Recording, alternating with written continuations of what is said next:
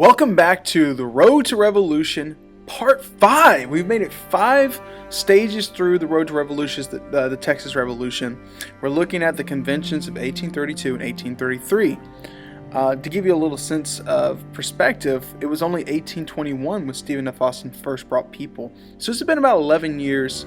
It seems like a while, but it's gone by pretty quickly. Speaking of going by quickly, we're at Part 5. It might be a little concerning for you because you're like, well, where's Part 4? There's no video for Part 4. But actually, if you go to this Inkle Choose Your Own Adventure, it covers the story of the troubled Anahuac with William Travis. It talks about that and the bloodshed of Velasco. And I'm going to go over that with you really quick, but go to this website, play through that story, and you'll kind of get the Part 4 of the Road to Revolution. So let's start off with talking about some facts about the conventions. They happen, there's 2 of them, one in 32 and one in 1833. And these are happening in Coahuila, Texas. Remembering that Texas is not its own state right now. It's part of Coahuila. It's a part of another state within Mexico. And some of the big people involved, and there's of course a lot of people, but the 3 we're going to kind of mention are Stephen F. Austin, our greatest impresario, right?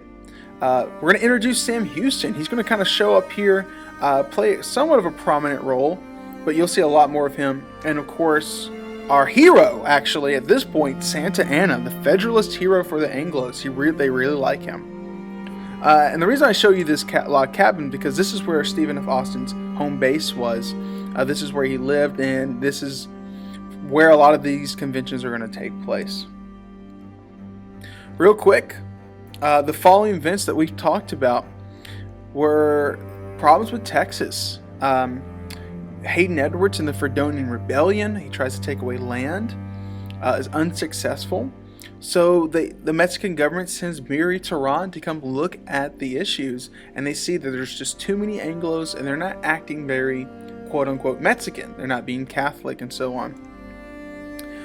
He makes some recommendations, and those become the laws of April 6th, and those have caused some trouble.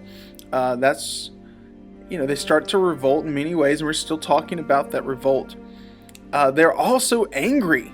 The Anglos are mad about the laws of April 6th because they seemed very unfair, taking away the slaves, making us pay extra taxes for American goods, not letting other Anglos come to Texas, helping the Mexicans come. They felt it was very, very unfair and very strict.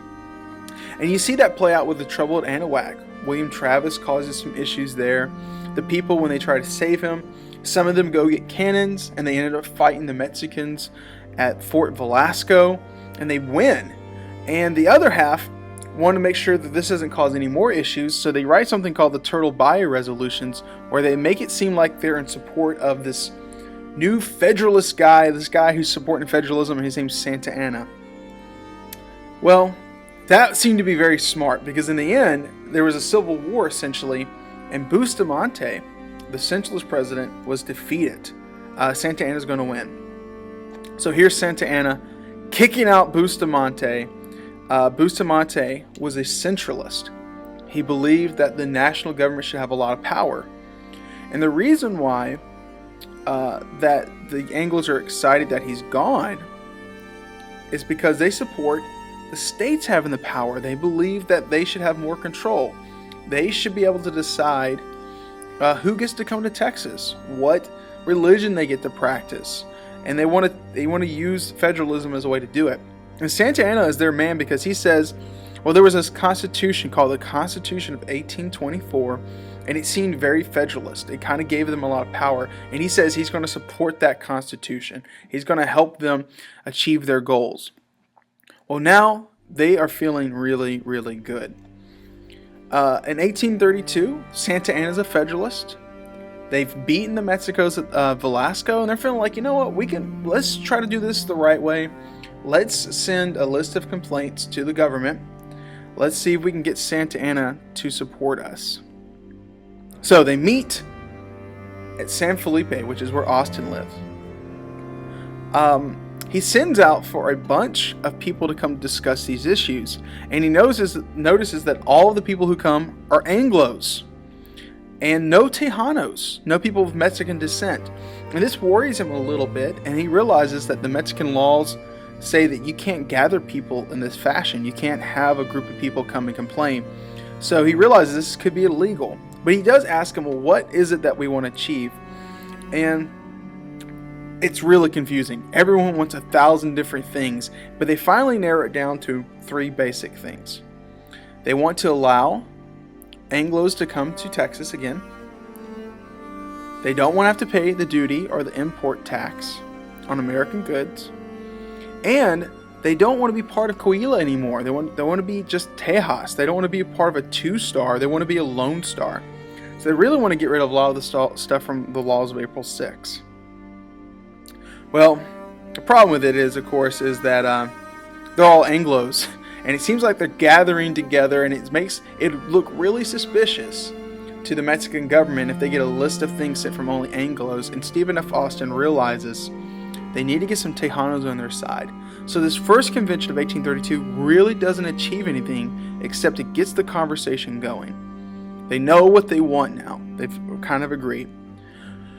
So he takes about a year. He tries to convince Tejanos, and a year later, they get Tejanos to join them. And they have the conversation again, and the conversation is almost exactly the same. They want all the same thing. Allow our families to come. Let Anglos start coming back into Texas. Get rid of the taxes. And let us be our own state. Well, a new guy's shown up. His name's Sam Houston. And Sam Houston was a governor from Tennessee. And he says, well, let's show how serious we really are. Let's come up with a fake constitution. A state constitution, a plan for government that will show them that we really mean business. And he wrote one up that included some of these things. He says, we need to take this to Mexico City immediately. Who will do it? Well, it is no surprise that our friend Stephen F. Austin will take all these complaints and this fake constitution, this plan for government, and he's going to go to Mexico City and see what this new Santa Anna president guy will say. But of course, he's a Federalist. He's going to be on their side. So let's see how it goes. So Stephen F. Austin heads across into Mexico City in April of 1833, and he's going to meet with Santa Anna, and this should be a very short trip, and they're expecting a lot of great things. So here's some of the outcomes. The Anglos in Texas, after these conventions, they feel empowered. Santa Anna is their hero. He's a Federalist. He's going to support the Constitution of 1824. Everything is going to be fine. And because they have someone who they think is on their side, they're going to ask to be their own state, have more power in government locally, and get rid of those laws of April 6. Next time we'll see, well, things go pretty crazy for Stephen. It's kind of a tragic turn. It's a very interesting story, and everything's going to kind of flip-flop the next time we talk about the road to revolution.